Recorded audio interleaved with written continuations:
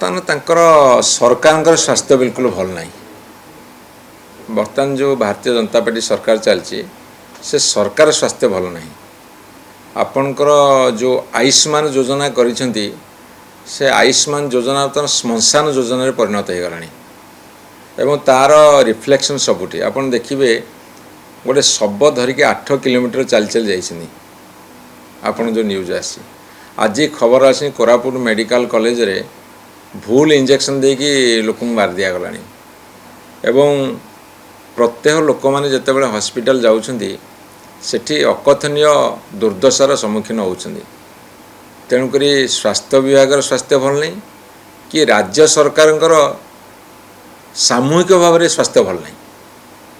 तेणु ये तुरंत ए सरकार हटि जा दरकार। जी दोषी ताकू तुरंत दंड दिंतु। एभली भूल इंजेक्शन दबारे जो माने दोषी ताकू तुरंत दंड दिंतु एवं 8 किलोमीटर शव धरिकी चली तार तुरंत एनक्वारी करंतु। एमाने बहुत बड़ बड़ कथा कही जदि एसबुकर पदक्षेप न नहीं पारुछंती ताले पश्चाताप करंतु एवं सरकार तुरंत ओहरी जांतु।